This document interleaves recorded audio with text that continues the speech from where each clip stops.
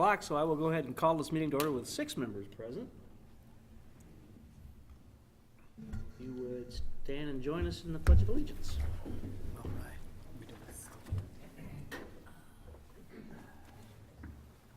I pledge allegiance to the flag of the United States of America and to the republic for which it stands, one nation, under God, indivisible, with liberty and justice for all. Thank you.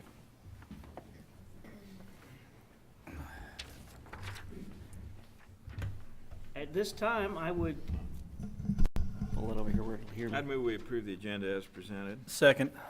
A motion and a second to approve the agenda. All those in favor signify by raising your right hand.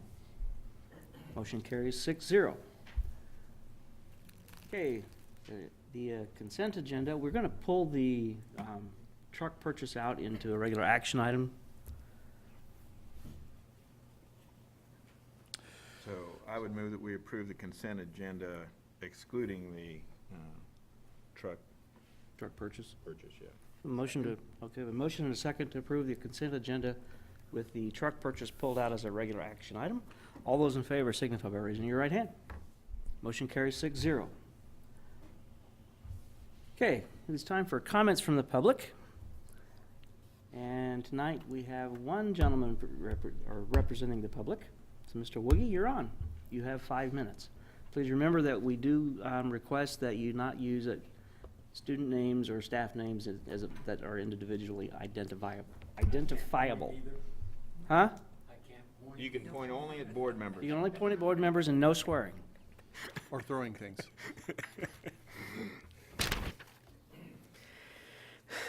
I have great expectations for the school and the school board. I guess I expect too much. This will be the last time I speak to the board this year. The negotiations did not go as I expected. I would like to give you my view of the negotiations, but I'd like to give you the legal term of negotiations. It's to confer with another party as to arrive to a settlement and return to an equal amount through negotiations. This wasn't demonstrated.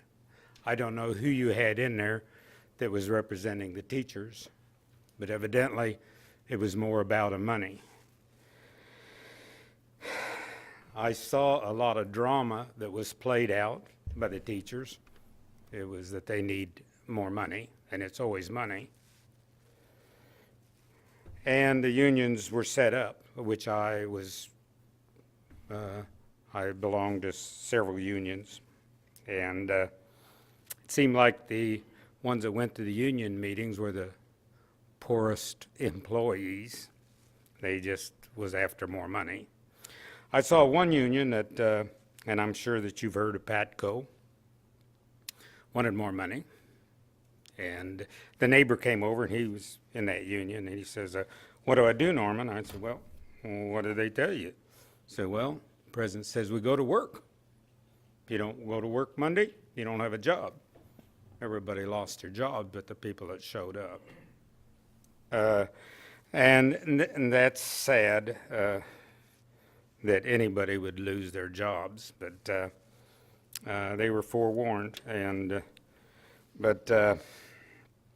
anyway, the people stood up here, and it kind of reminded me. I've got kids, grandkids, foster kids. I've got all kinds of kids in their life, and they acted more like kids that expected more allowance. They want to raise that allowance, but it was almost.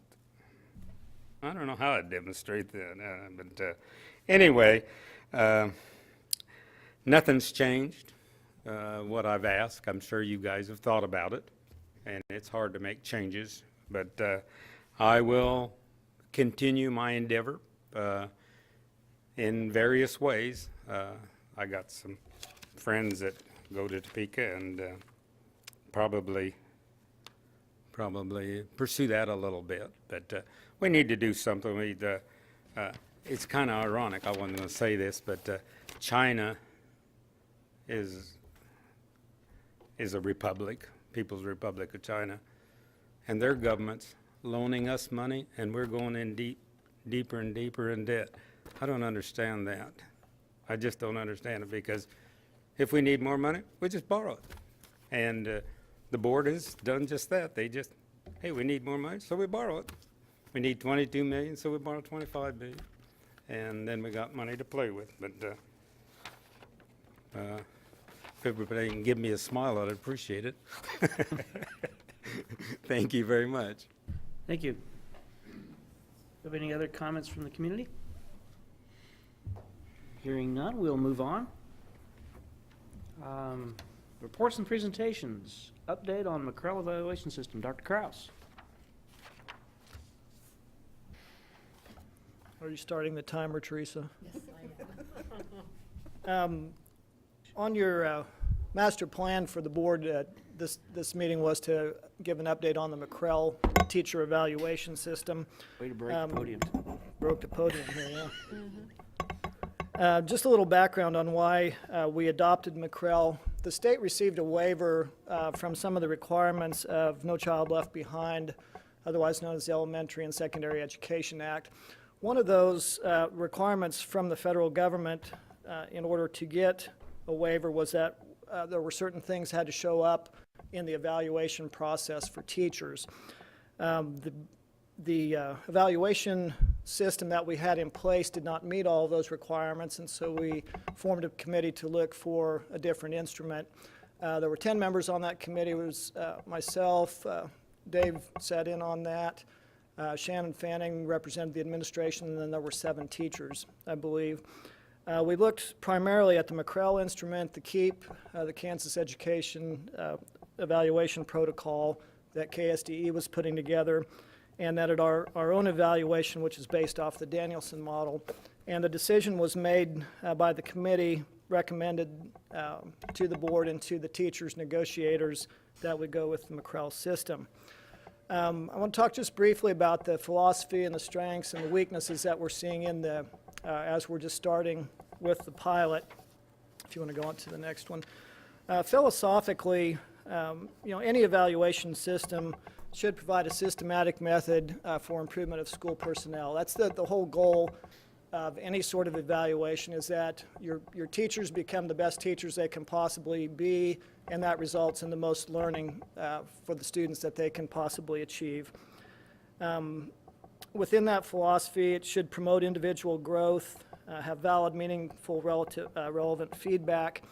One of the things that I think, and I'll talk about it more with the strengths, promoting individual growth, this gives a lot of opportunities for self-reflection for teachers, and the teachers are doing that every year, not just on an evaluation year, which for a tenured teacher is once every 3 years. The opportunities for self-evaluation we just talked about. Number 4 was one of the main requirements of the waiver from the federal program, that you had to have multiple data sources. So we're looking at things like classroom tests, lesson plans, projects. The only thing we haven't yet heard from the federal government is there's supposed to be a standardized testing component where somebody at some point in time is going to tell us what percent of the total evaluation that comprises. We were supposed to hear that, I think, in January of 2012. I believe that's come and gone. But we're still waiting on that. But that will at some point become a part of the evaluation system unless the waiver changes from the federal government.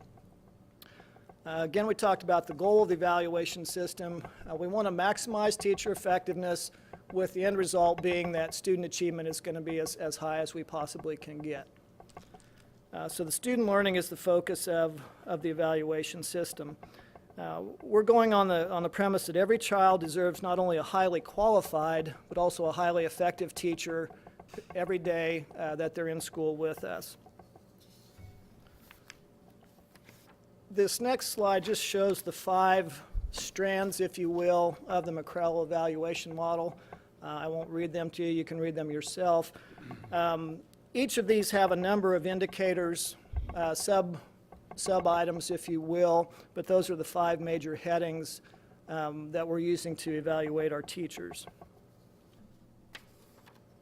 Some of the strengths that have been reported from the McCrell, I asked the principals to give me some feedback, and I talked to 4 or 5 teachers as well. You have to remember we're fairly early in the process, even though we're pretty much through the first semester. The way Kansas evaluation happens, a new teacher or a teacher new to the district is evaluated twice the first year, twice the second year, and then the third year, the state statute requires 1 evaluation. We do 2, and then the fourth year, 1. So anybody who's new to our district was evaluated once within the first 60 days of school, which was second week of November. The bulk of our teachers that are on an evaluation cycle this year, it's February 15th is the deadline. And then those who are being evaluated twice this year, it will be within the first 60 school days of second semester is their second evaluation. So we've really only had about 15 people that have been, have received a cumulative evaluation with this system. Some of the strengths that were reported, the fact that it's electronically housed enhances the two-way communication. It's a lot quicker to email back and forth than to stop and find somebody in their office or room or have a personal conversation. So it does allow more communication.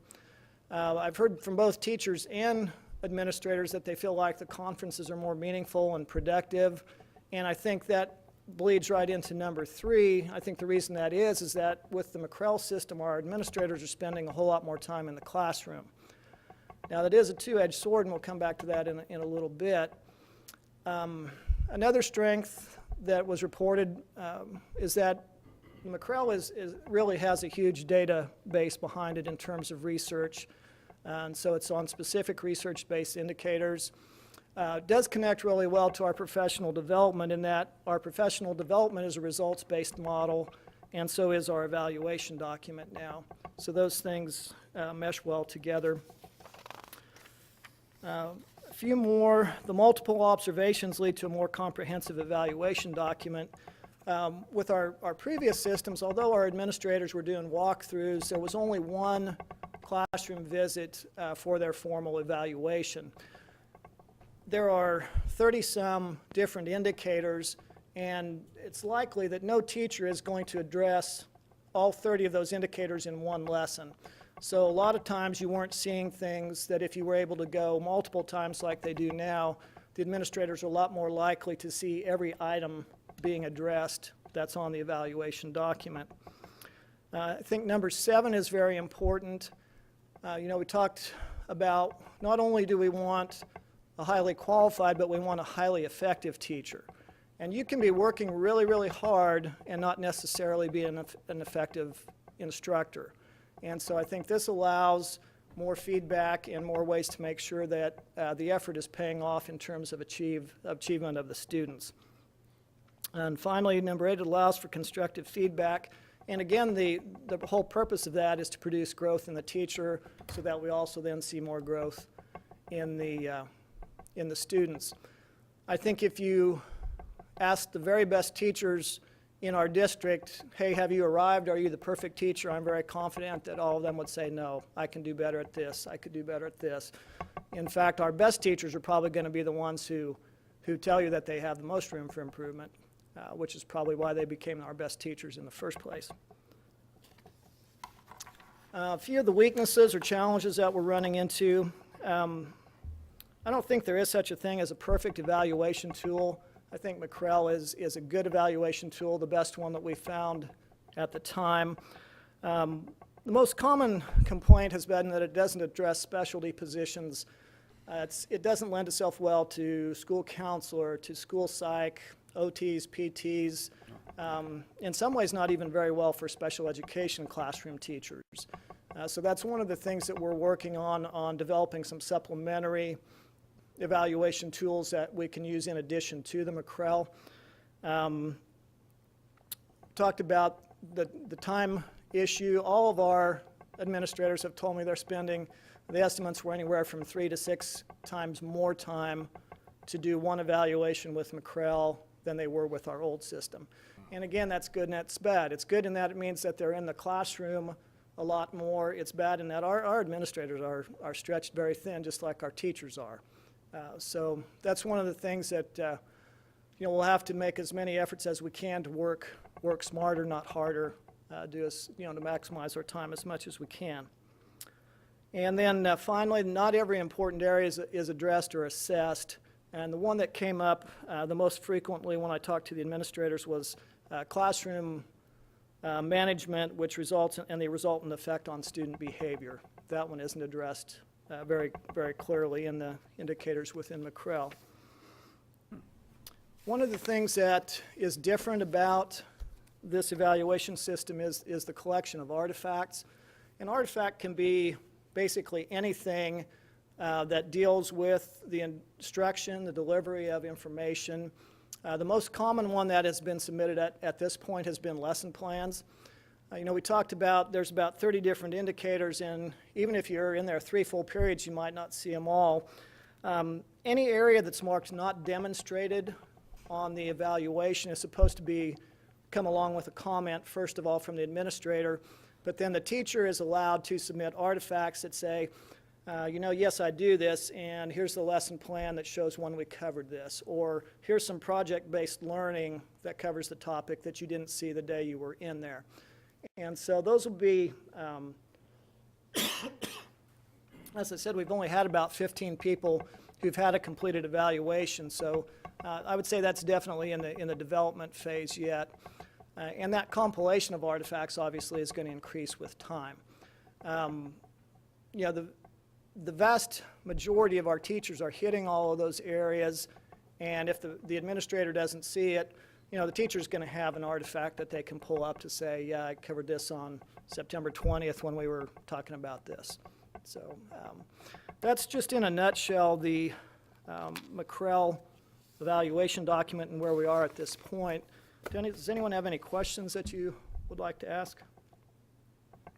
Well, correct me if I'm wrong, just kind of comparing to what I'm aware of. McCrell is essentially a portfolio-based evaluation tool, if I understand it correctly.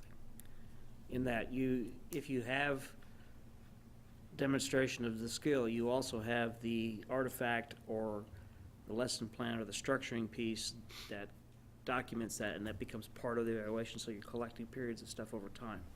Does that carry over from year to year, or does it stop? Well, I think that's one of the pluses of the McCrell system is that all of that is cumulative. This is the first year for McCrell. There will be some teachers that won't be evaluated using McCrell for 2 more school years, just because of the way they fell on the evaluation schedule. And so they can be all this time compiling things should they choose that, they all have the instrument and they all have set professional development goals for the year. So that would be another use of those artifacts. So yes, you could refer to it as a portfolio base. Okay. Any other questions? I do have one more. I noticed earlier in your presentation you said it was based on specific research-based indicators, and then you said that it doesn't address every important area, and you specified behavioral supports of classroom management. Does McCrell give any indications to why it doesn't spend much time in that area? Well, there's not a direct indicator that says you're a developing or proficient or exceptional at classroom management.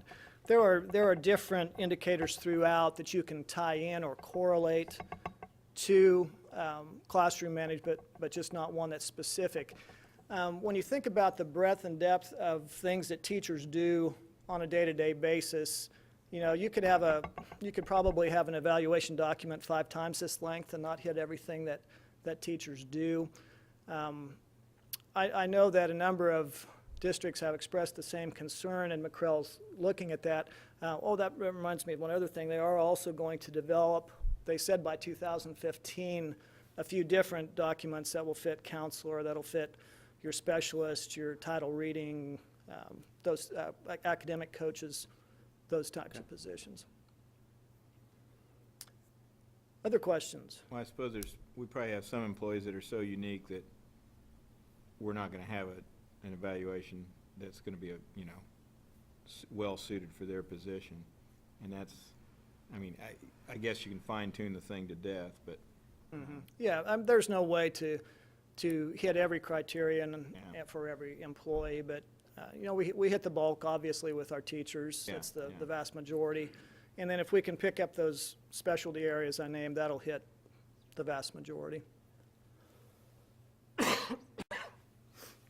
Any other questions? Okay, I'm gonna get a drink before we talk about my favorite thing in the whole world, lice. Round up. it's a You real got a head bug in your scratcher. throat?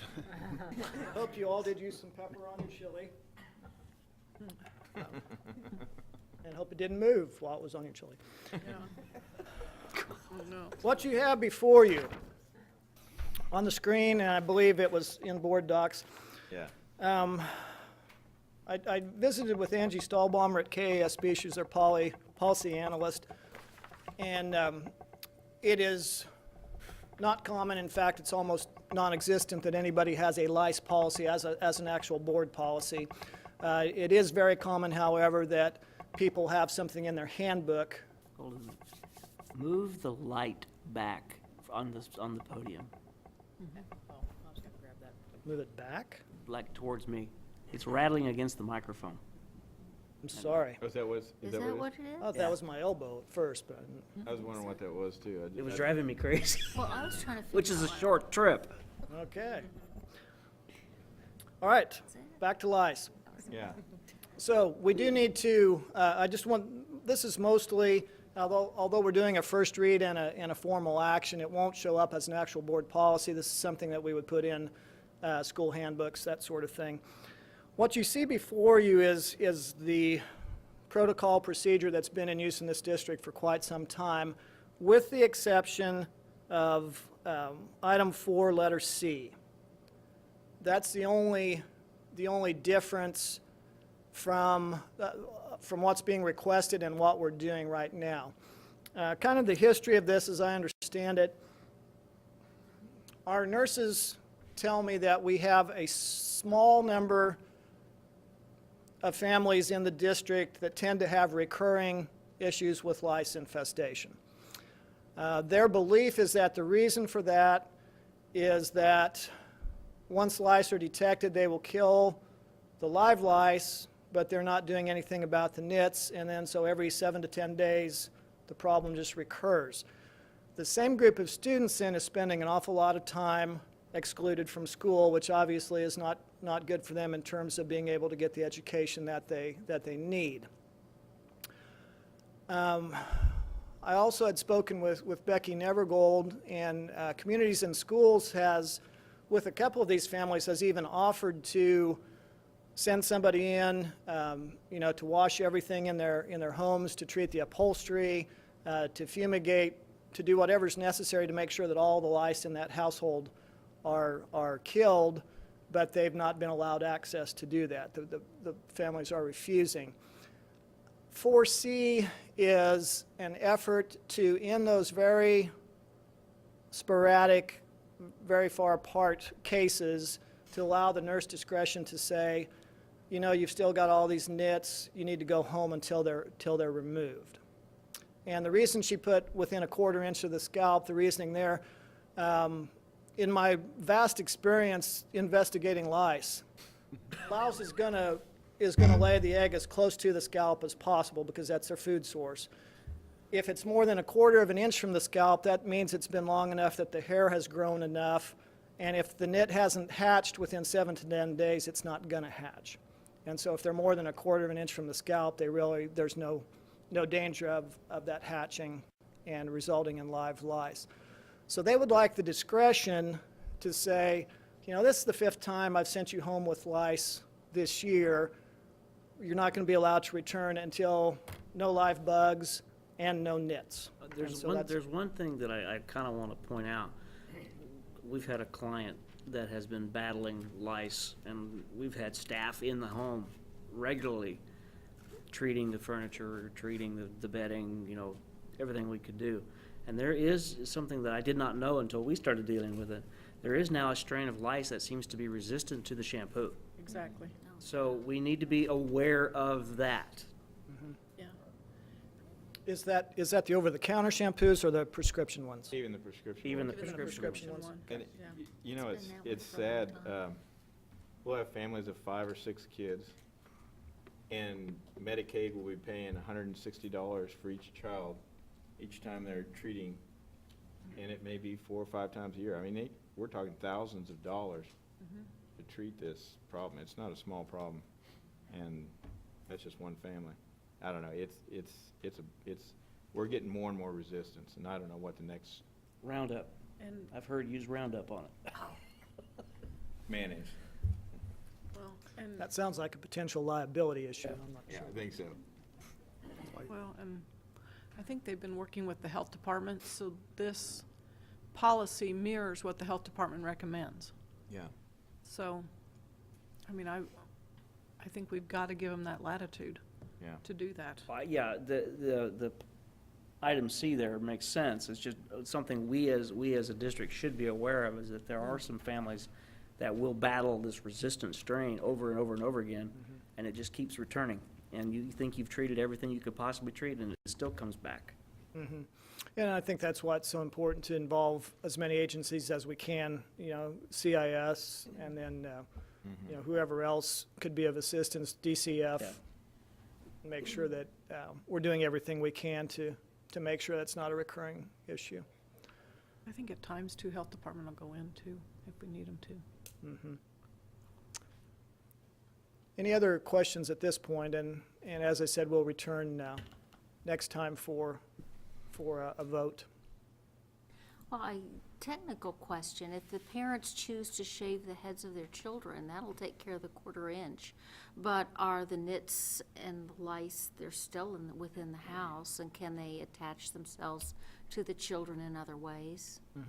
Well, and that's why any family that has had a recurrence or several recurrences, we're going to try to mobilize other resources to go in and make sure that the upholstery is clean, that the bedding's washed, that all their clothes are laundered. And we would use some of those other, the health department or CIS or whoever we can get to help with the expense of that. Actually, Josh and I have both shaved our heads because of this problem. So, You might want to add maybe that that's to the too much policy, information, I don't know. you know? Add something about, Thing about mobilizing or coordinating resources to assist. I okay, don't know, just because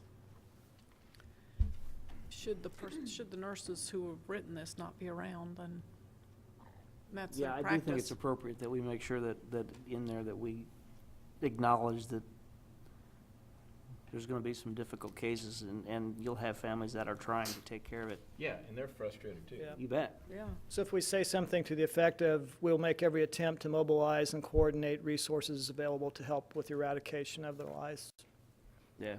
make Yeah. that a 4D or something. Mm-hmm. Okay. Any other questions this evening? All right, thank you very much. Thank you. Flexing problem has me scratching my head. I knew that was coming. Okay, just saying. 5.03, discussion of the possible sale of property. Dr. Stroh.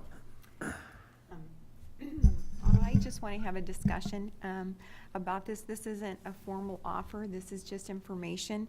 And I sent this to you on Friday. And so I know that there are lots of questions, and so I just want the board to have an opportunity to talk about it, and whatever information you'd like for me to gather, I would be happy to do that. Should we discuss this in executive No, you can't, sale of property? it's only the purchase of property, not the sale of property. Is that right? Mhm. So, probably 6 weeks or so ago, Mr. Manis came to us and presented the idea of developing the site into housing units. And so we got this letter of intent last Thursday. And as you can see, what the plans are. And his thinking now is to purchase the old Lincoln site for $50,000. Also, on the same, with the same information, is our evaluation notice. And the property is appraised at $156,290, a significant difference in what is being offered. And so, I think the board needs to talk about questions they might have, information you might like me to gather. My first question would be simply that, why are we getting an offer of 1/3 of the value of the property? I have no problem with some discount to incentivize the project, but good grief, 66%? That's a low ball to the extreme. It's Have pretty we, extreme. I haven't been Rich? on board the entire time that property's been available. Have we ever tried marketing that property ourselves? No. And originally, when that was made into, when the other Lincoln School was taken down, we wanted to keep the property in case our housing Building trades. class, building trades class was wanting to, put up houses and needed property, as opposed to us having to purchase that. And I don't know where we are in that process, Well, or the if big, that's pit- even the big what we pitfall should- with that, and the reason we didn't go that route is because of the money it would take to actually upgrade the entire sewer system out there and water system, because we have to build all that infrastructure in. And that's why we didn't really talk about it beyond that. That's it, I didn't even know that, I didn't Yep. realize that. I mean, and I do understand that would all have to be done Sure. to put in a multifamily living arrangement, 24 units of housing. So some information you might like to have is what kind of upgrades are needed. Yeah, I Based think on we the need to talk to condition, the okay. city, and I think we need And- to talk to at least one realtor, Okay. if not more, to see what their assessment would be, how many lots we could potentially break that down into, what those Is- potentially would have, what value those would have. And is that how the city tends to get very interested in many projects, and so is that what Yeah, their as is- vision for that area is, to bring that back? How's Interesting that to gonna see if- affect if that what the- neighborhood? Yeah. How far along they've gone with the city in getting a project like this approved. Because we did talk to the residents around there who lived there when we were working with the bond issue the last time about not selling it to, say, a strip club or, I mean, Exactly, yeah. that's being facetious, but, that it would ruin the neighborhood. All their value goes down. I can't imagine 24 units on that property. It must be going up. It'd be a multi-story, it'd have to be. Well, I assume it's a bunch of little duplexes. as Yeah, well. that's what I envisioned. They are duplexes. duplexes, I believe. Okay. And What that would be- good to know is that how many lots you could get there to market and what the cost would be, to add the sewer system to make those lots viable. It kind of gives an idea of what they're looking to do and to see how far off the mark they are. Well, and see what it would also take to rezone it for a housing Multifamily. development or a multifamily development. Because right now, I don't believe that's what it's zoned as. It's zoned commercial for the school. So,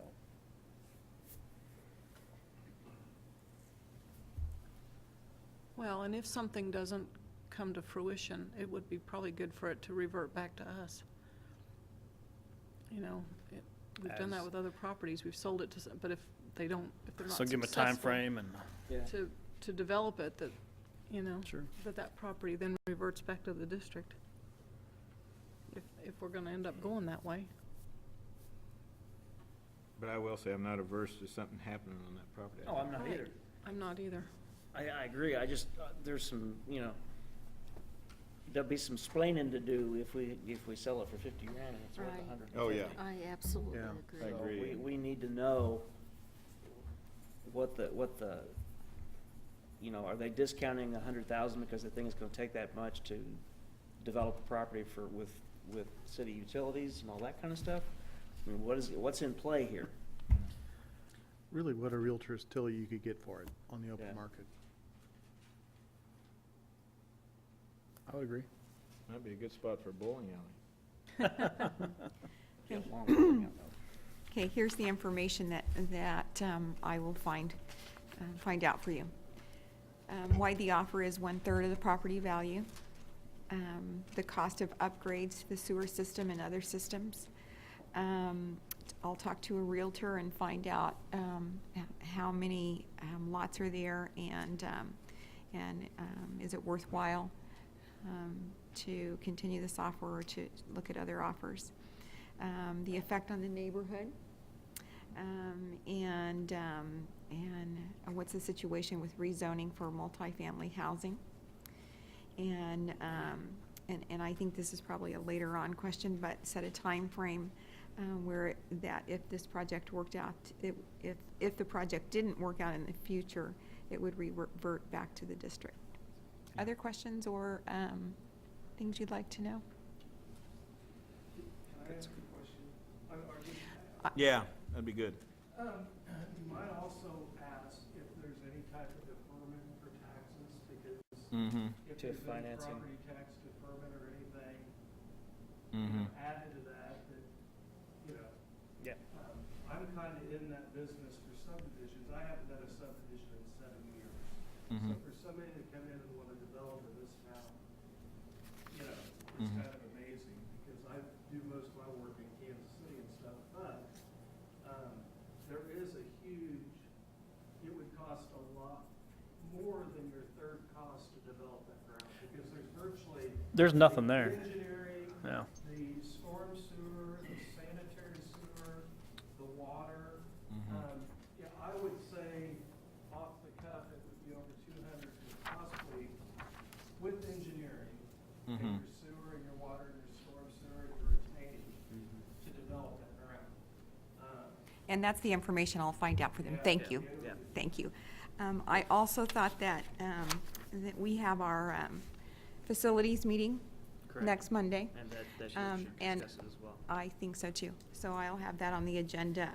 Not that they will make a decision or recommend a decision, just so that they know the information and can have more questions. So if there are no other questions or information that you need, okay, All right. thank you.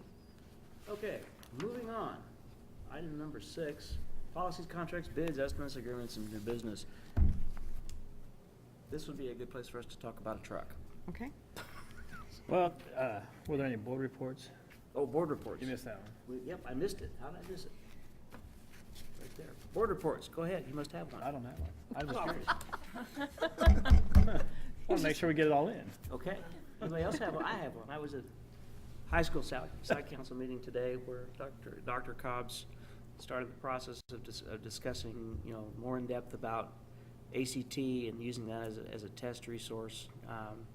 And we spent some time talking about work keys and how that might come to impact instruction at the high school. What else did I forget, Dr. Cobbs? Talk about 5-year plan, advance it, where we're at with That's the right. process, moving forward with accreditation. Those are really the 3 topics. Yep. So it was a good meeting.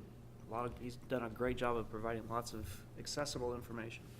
He has, and there's a meeting on the 12th, a lunch meeting with Dr. Cobbs and Jeff Seymour and 29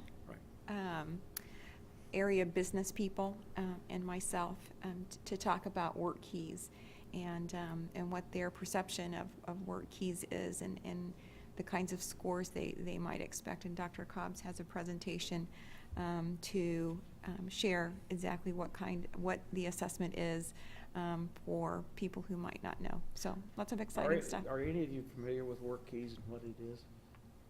Not enough. No. Dr. Cobbs, if we could we don't need it tonight, but at some point, if you could give us a presentation as a board about work keys, Set it up for the next board meeting. that'd be great. It'd be next year. So you won't have to talk to us again this year. But yeah, it's a fascinating program, and I think it would be well worth the board's time to. Exciting times. Any other board reports? We had a pretty good representation at the meeting with the legislators the other day, and we had 2 representatives and a senator present, and there was much good discussion and some concern by not just school members, but also public safety officers about funding for different programs that they consider near and dear to their hearts, secondary education. And I don't know, you guys might give your impressions of how the answers came back from the different legislators, but I was real pleased that Representative Finch gave his speech that I've heard before, but it's a good one, about the effort to go to zero income tax, which I think is a farce. And he actually got a round of applause for that. He did, and it was a very good explanation, using the Laffer curve and all of that as a way to explain why taxes are the way they are and where they, and what you're trying to accomplish with them. We kind of went above the beyond of, we want to lower taxes, to explaining, no, there is a point where taxes are optimized and balanced. And just a reminder, as issues come up during the next legislative session, I don't know how many times we've heard that legislators will say, I've been inundated with requests for whatever. And if you press them on that, they'll say, well, I got 88 different emails on it, which doesn't seem like very many. But it seems to me that our legislators are very accessible, and I would think at least two of them are going to listen pretty seriously to anything we might have input on. I don't know why you're grinning. And anyhow, I think that we should make our feelings known on various issues that affect school. Inundate them. Yeah, at least 7. Yeah. Oh, we get 7. We had one, and this is just my own perception, but we had one legislator who was rather defensive of the new tax plan and seemed to be stunned that Bill thought there might be a storm looming. And the third one basically said his fingers are crossed. Yeah, exactly. Which you don't want to hear from a legislator. Yeah, it was cloudy that night. Storm coming. Yep. That's all I had. Tim, do you have any additional thoughts? No, pretty much it was just the last one. It was like, I thought he had an interesting point. We got to do something different, but he's hoping that this will work. And so now it's going to be time will tell. What were their thoughts on the lawsuit and the pending Supreme Court? Well, the way that question was first framed was in regards to the constitutionality of it, the constitutional battle that will be upcoming, essentially between the legislature and the courts, which strikes me as eerily familiar to all the divorced people I see that won't come in and pay for their kids' prescriptions because the dad's supposed to pay for it, but mom's supposed to pay for it. I mean, again, the kids are going to get screwed because two responsible parties supposedly are squabbling. I mean, that's a huge issue, of course, the constitutionality of it. But they didn't really address what's going to happen if the court says we have to come up with the money, which it's going to, I think. And whether that's going to happen, I get the impression they think that nothing will happen this upcoming year because it's an election year, and which is sad that we can't, nobody can state their opinion because somebody might disagree with it. But, I mean, it could get really, really ugly, I think. So, and I think they were all kind of letting on that could happen, but. Well, and one of the things that I found kind of interesting is, I asked the question about funding and, the the equalization. And their comment, they were just kind of all saying, well, without actually coming out and saying it, they were saying it's going to go away and they're going to replace it with block grants. And I thought, now how's that going to work and how's that going to be better? And there's some spooky things coming financially from the legislature. Well, and I mean, it's going to have to come from somewhere. And what they'll probably do is allow us to increase our LOB, and there'll be greater disparity between rich districts and poor districts. And I mean, it's really sad what's going on. But their feet will be put to the fire, middle of the winter or early spring. I can see them trying to pass a sales tax for school funding and trying to pin it, oh, look, this is what we're forced to do. Yeah. Type situation, because, I mean, they did address, it is in the Constitution that the state's supposed to provide adequate funding for education. And since it's in there and their job, the Supreme Court, is to interpret the Constitution, they do have the ability to rule on that, where in other states, they don't, because it's not in their state's Constitution. So it will be interesting, because they do have a legal ground to say, you have to do this. Well, and the fine line that they were crossing was saying, our state constitution does say that we will provide for the Suitable suitable public education. And Blaine's, But the description will be what is Yeah. suitable. We've already gone down this road once. We've been there. Was it about 5 years ago? and that's what Blaine's point 8 was. years ago. Was that it would get down to, definitions. And then they would discuss whether that should even be in the Constitution, And then how judges should be, Appointed and selected, oh my gosh, Yeah, yeah, it's don't kinda- even, I mean, It's gonna snowball. Interesting in an election year, though, if you do nothing, that can work against you as well. oh, I agree, but It depends on how we hold their feet to the fire. I agree. It'll be interesting to watch. It'll be interesting theater. Mhm. Any other comments about the New board reality reports in TV. general, or things that have been stated so far? Hearing none. Now we'll go on and talk about a truck. okay? You see on the screen a vehicle comparison. Dale White is here to answer any questions that you might have. We need a four-wheel drive pickup to use as a snowplow. And so he went looking, and this is the offers that he received back. You can see the comparison of each.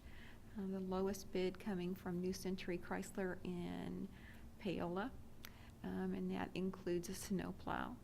And then Advantage Ford comes in pretty close, but there is not a snowplow included in that one. And then Beckman Motors in Garnett is also pretty close, and it does include a snowplow. So, questions that you might have that Dale would be happy to answer. How much is a snowplow? Yeah, how much does it cost to put that package on a truck? The snowplow prep is what we're gonna talk about there, and that was an additional $1,500 for the cost of the vehicle. Okay. And Chevrolet and Dodge both are offering rebates if we put a snowplow on it of $1,000. And the plow itself is gonna run us about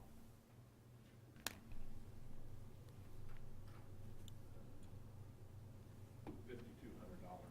Oh, wow. Just the plow itself? Just the plow, So the prep is just getting the vehicle ready to mount the plow on it. right. The previous vehicle we purchased, the Chevrolet, a couple years ago, didn't come with the prep to it.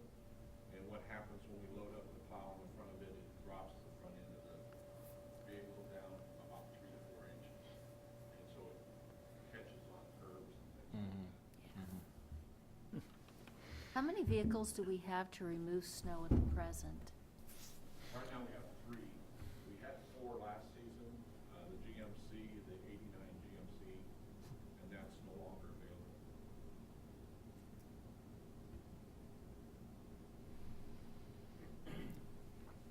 Which vehicle? So you're going to sell the Chevy that was bought a couple of years ago, or Two Two of them. two of them? Would be to The two-wheel drive. trade the 2 Chevrolets that were purchased a few years back, the '06s, on the purchase of this vehicle.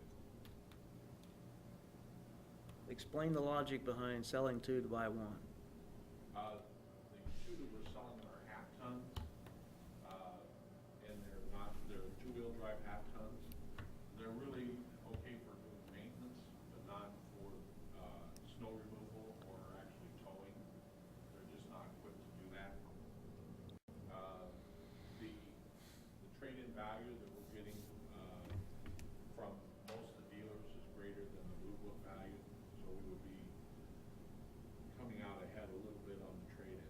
Well, I understand that, but right now, what you're suggesting reduces by 50% the vehicles available for maintenance to use in a year-long process. Tell me the logic behind that. Right now, staffing, if we have everybody out in the vehicle, we still have at least one vehicle sitting idle. So it wouldn't hold us back from doing any work. Okay. In other words, we have an excess vehicle. We have one extra vehicle. That's what I was looking for. And none of these come with a CD player. Do you feel like that's something that's gonna hold us back? Well, if I didn't have a CD player, Yeah, I don't think so. all right. No, they're pretty basic.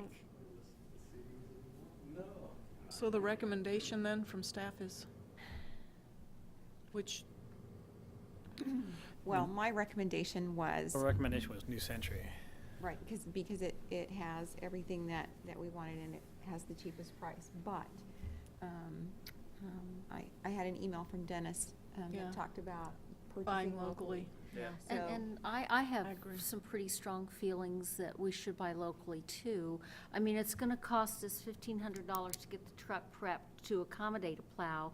We're gonna have to spend $5,200 anyway to buy a plow, correct? Or do we have a plow to already put on that truck? No, we'll have to purchase. We'll have to purchase a truck. And Oh, a you know, plow. Advantage Ford has done a lot for USD 290. It's helped with the after prom parties. They respond to, you know. They you do know, a ton for the They chamber. do a lot for do a lot of good to USD the community. 290 and They for do. Ottawa as well.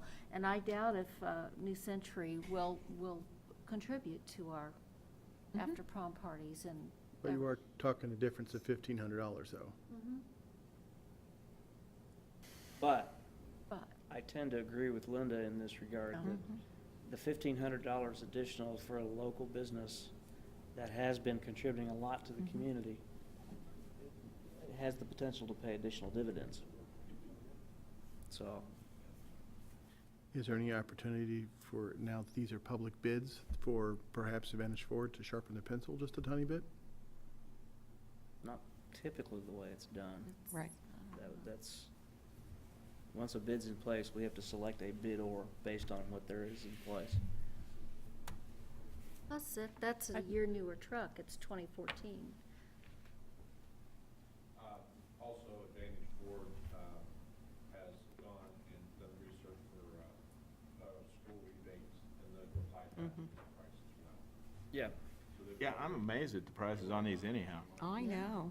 Wish we For a could buy a three-quarter truck. ton, yeah, absolutely. I mean, the MSRP on these are like 35,000. You got trade-ins on that too. Yeah, coming- but bringing Yeah. it down. still, This is post-trade-in, but still, that's an awfully good price. that's amazing. Does somebody want to make a motion? So are you At ready this for a time, I would motion? accept- At this time, I would accept a motion, I make a motion that we approve the Advantage Ford. I Bid. second that. a motion and a second to approve the Advantage Ford bid. Is there any additional discussion? Does Ford do the plow prep? We can check into that. I'm sure they do. Okay, 'cause I mean, we'll have to purchase it, so, I mean, if we're getting the vehicle from Advantage Ford, I'd rather they do it. But if they don't do it, we'll have to go shop around for it, so. You know, one of these had the option, the snowplow prep package was only $285. That was on GM, but, so hopefully, maybe that's not as pricey an item as we fear. This, well, maybe we could put a GM on a Ford. I'm just kidding. We like this price. Just a thought. I have a feeling that's like putting B blood in with A blood. Oh, well, it's interesting what you get out. Hey, you know, Johnny Cash can make it work, so. That's it, There you go. exactly. Is there any further discussion? I was a small business, owned a small business once, and I am willing to stretch some, but I think as stewards of public funds that I'd have trouble going, if it's gonna be truly $1,500 more, I would have trouble doing it. Stretching that far. Oh, yeah, I think that's, but that's just my opinion. We've had a motion, have we had a second? Yep, we have a motion and a second. Do we have any final discussion before we vote? Hearing none. All those in favor of approving the Advantage Ford bid as it is submitted, signify by raising your right hand. We have 2 for and 4 against. Oh, you haven't asked yet. You didn't Oh, ask. Maybe we Those- have some abstentions. Do we have some abstentions? Okay. All right. So do we have any voting no? Okay. Okay, the motion fails, so now I would entertain a new move motion. that we take the New Century Chrysler bid for 17,902. We have a motion. Do we have a second? Second. We have a motion and a second to approve the New Century Chrysler bid. Any discussion? I have some level of discomfort saying that we know that it's gonna be 1,500 when that research hadn't been done. Yeah, well, If in that's true. fact something else is $283, or 200 and Yeah, I whatever it mean, if is, it's $200 difference, you know, that would make, I mean, so I have some level of discomfort with that. it may not snow until February. May, Friday. Or Friday, whichever comes first. Okay, so do we have a motion on that one? Yes, we do. Okay. Okay, we have a motion and a second on the floor to accept the bid from New Century Chrysler as presented. All those in favor of that motion signify by raising your right hand. I can't in good conscience. 4. All those opposed signify by raising your right hand. 2 against. Motion carries 4-2. Okay, you got your new truck. The other, I hope we have the money for that. yeah, I assume that has already that been dealt question with. wasn't Yes. asked. Too late. Yep. Okay. Do we need executive sessions for No. personnel? No. Okay, then we'll skip item 7, which is executive session, move on to item 8, to approve the personnel list. Which I can't get to come out. There it is. So moved. We have a motion, do we have a second? Second. Motion and second to approve the personnel list as presented. Is there any discussion? Hearing none, all those in favor of approving the personnel list as presented, raise your right hand. Motion carries 6-0. Moving right along. Announcements. Yes. First, I just want to commend Dale's team for doing an outstanding job this morning. Beginning, I talked to Dale at shortly after 5, and his team was already out salting our sidewalks and parking lots. And so it was a tough morning, but they did a great job, and transportation did an outstanding job of getting all our kids to school safely. It was a little dicey out there this morning, and so I just want to let them know that we appreciate the work that they do, transportation and maintenance. And then we have a On a note, on a side note, we went to Kansas City last night, Jeannie, Uh-huh. and bypassed that huge wreck that was up by Edgerton. Mhm. And when we came home at 9:30, there was at least 10 vehicles in the ditch, and there were lights everywhere. I could not believe that there weren't any schools closed this morning. I know. Yeah. I was amazed. Yeah, But, yeah, credit to our staff for that. yeah. Your yeah, bus is even early, so, out in the country, so, no, you guys are out moving around, it's great. Yeah. So they do great work, and they do it work early in the morning, so very grateful for that. We have a number of big events this week. Tomorrow evening is the Ottawa High School Band Concert at the middle school at 7 o'clock. I believe that's high school and. High school and middle school, that's right. And on Thursday, December 12th, okay, get your pencils ready, 6:30, Garfield Christmas program. 7 o'clock, Eugene Field and Lincoln program separately. At 7:30, Garfield Honors Choir. At 7 o'clock is the Ottawa High School Musical, and that's at Municipal Auditorium. And then on Saturday at 3 o'clock and at 7 o'clock, again, we will have a Ottawa High School Musical at Municipal Auditorium. So What date was that? Saturday. School? that has everything, all the stuff is on the 12th. All of that is. All of it. Even that last one, that's. There's a matinee and an evening performance of the High School Musical, Okay. and that's On on Saturday. Okay. 3 o'clock and 7 o'clock. The Thursday night was all the concerts, is that right? Uh-huh, starting at 6:30. If you go to any school in the district, you'll get, There'll you'll be get- music. you'll have a program, so, Stick in the air. yeah, yeah. Good. And then next Monday, December 16th at 6 o'clock in this very room will be our next facilities meeting. And we will be finished by 7:15. And then there's no board meeting on December 23rd. Merry Christmas. Thank Okay. God I'll be shopping. And that's all I have. Any other announcements from members of the board? Hearing none, I would entertain a motion to adjourn. I'd so move. Moved. Second. Motion and a second to adjourn the meeting. All those in favor signify by raising your right hand. Motion carries 6-0. Merry Christmas, everybody. Well, thank you. Yeah, thank you. Yes.